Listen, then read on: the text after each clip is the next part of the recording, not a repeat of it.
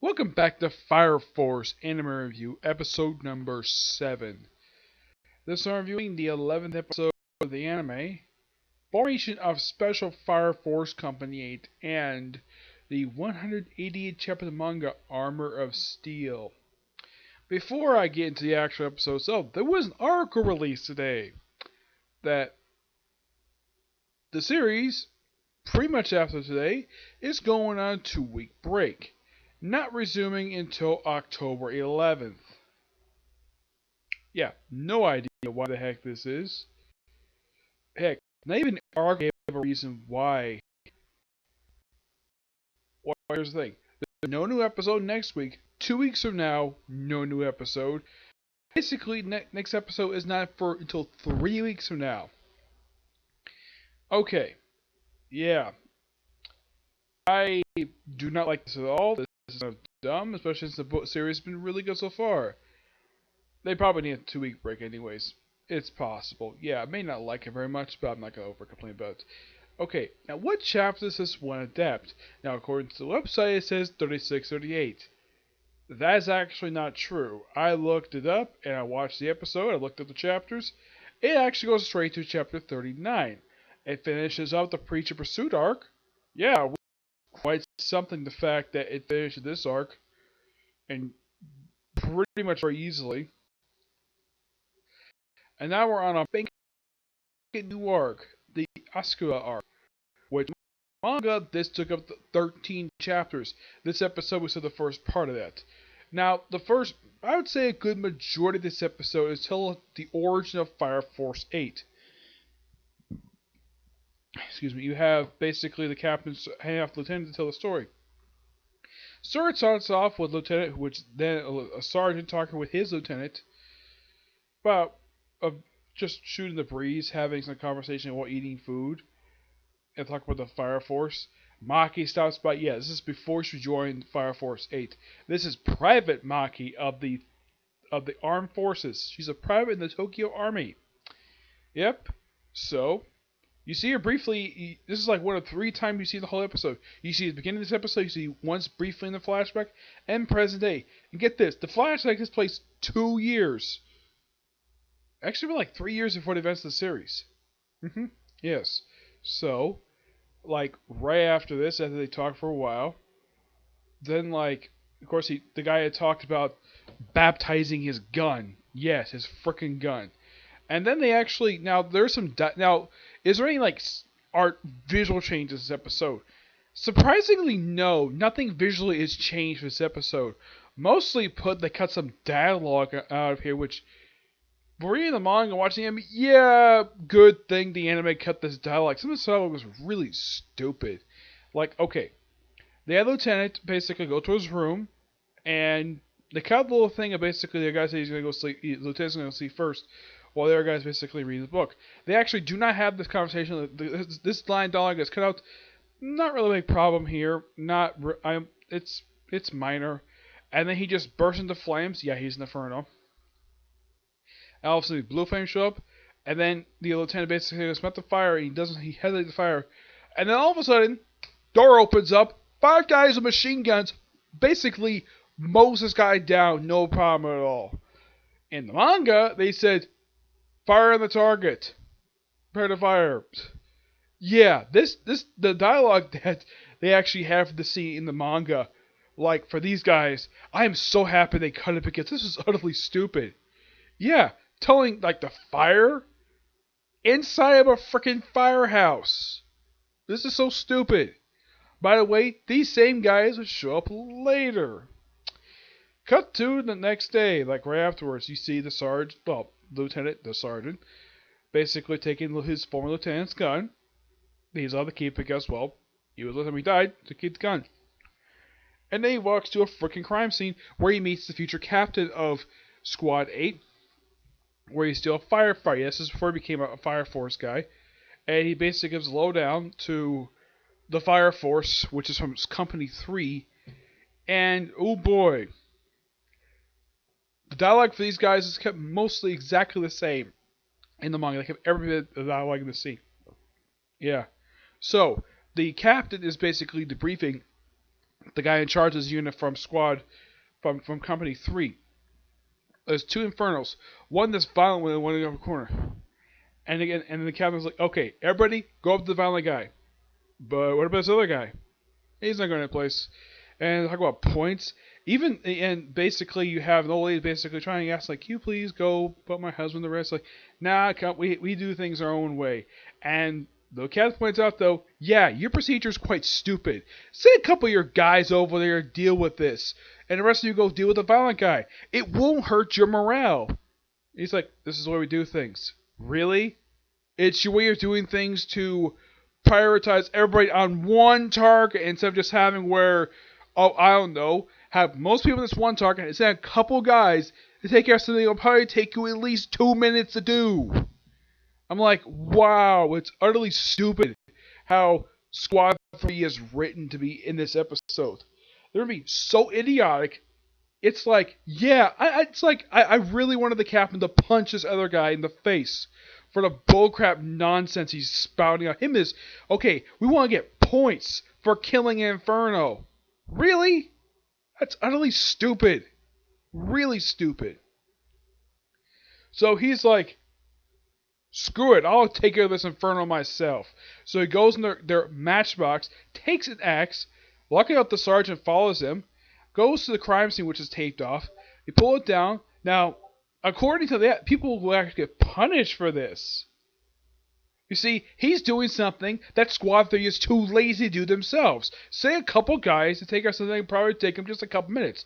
So they go up, they see the guy who was the husband of the lady that showed in the episode, and he's taken up pretty easily. Yeah, it took these guys. Of course, he shot. Yeah. How long it took these two guys to take out this one guy who was not violent. These two guys who are not Fire Force, a firefighter and a special forces guy, it took these guys like less than 2 minutes to take out this Inferno. Someone who's not really violent at all. It was really quick. Yeah, something that Company 3 was too lazy themselves. Like, okay, so he's like, okay, I'm gonna form my own special fire force. Probably to investigate the other stuff, and I need you to come along. It's like, okay. And now, there is one visual change in this episode. One minor one.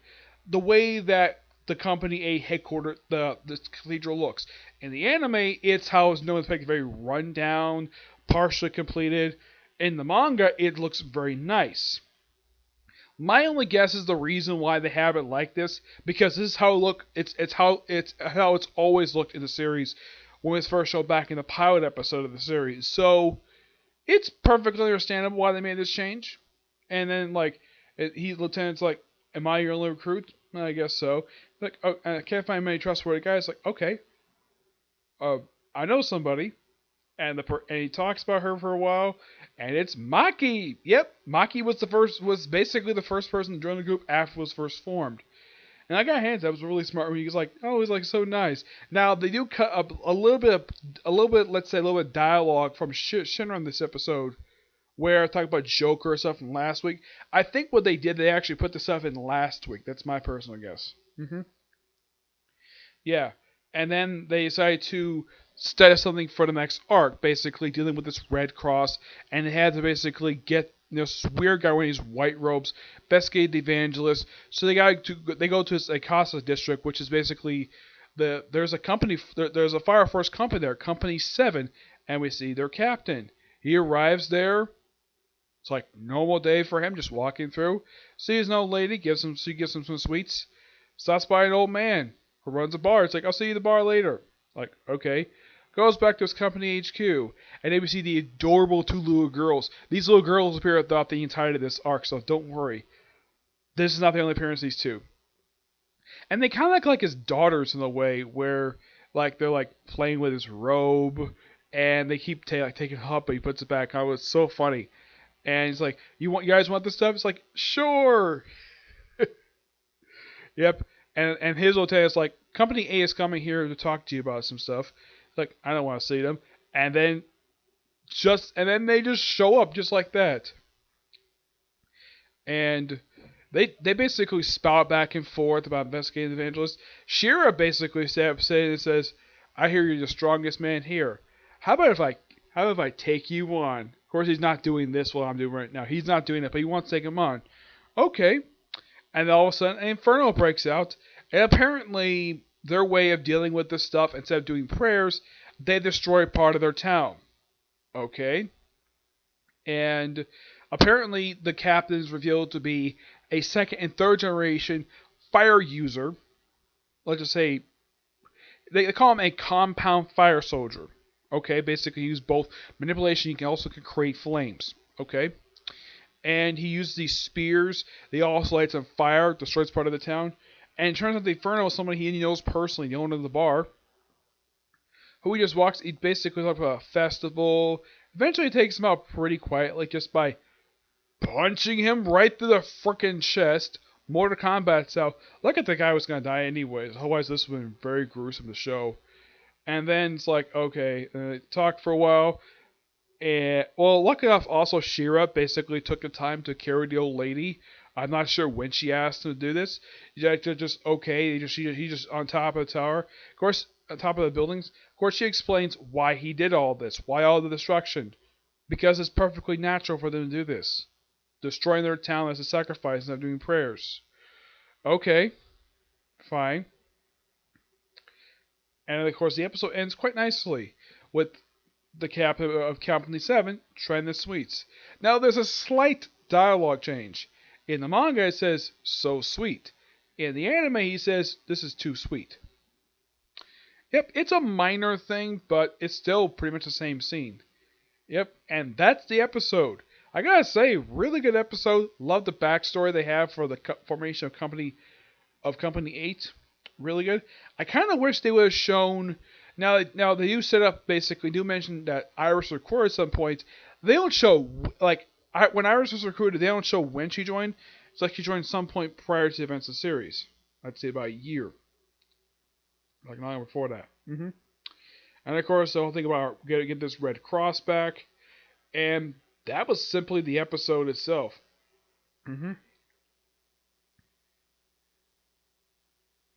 Now for the newest chapter of the manga. Now there is a new chapter, hopefully with this coming out soon, but there's nothing that says that, well, there's a new, there's not going to be a new chapter next week. The chapter starts off with some cracks, and you see this, I think it's supposed to be the captain it's the captain of Squad 8. And then the captain of Squad 1 basically kicks Shiro in the gut. This can't be happening. I can't. And he just shreds his outfit. Shiro's comments like, huh? That's so hard. That bug couldn't have entered. You made a mistake putting me in jail. My muscles were prepared for this. And it was like, look, it's the captain. And apparently he's gotten really much stronger. Much more muscular.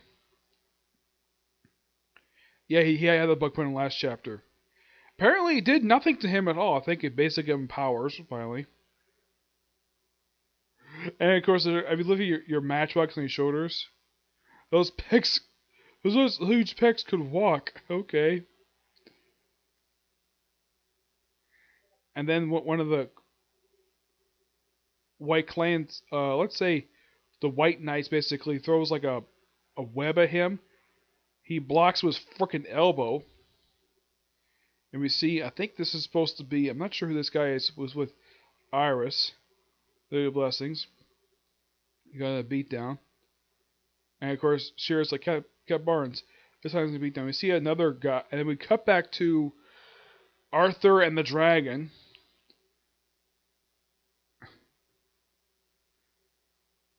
And they basically begin their fight. And they fight. They raise fire.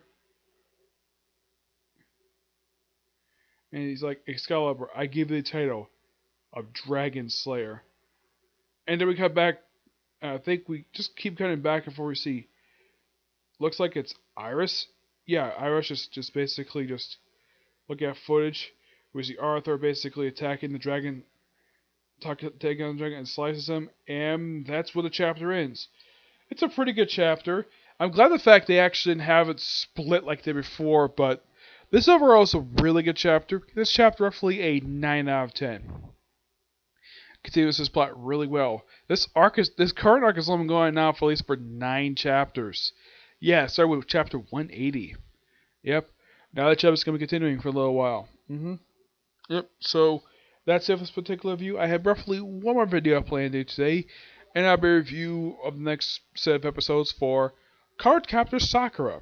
Of course, again, someone talk about a commenter basically I've had for my previous video. I'll talk about that when I get a chance to talk about the next 5 episodes for next 6. Basically, can talk about 6 episodes of Cardcaptor Sakura. Okay, but see you next view. Bye.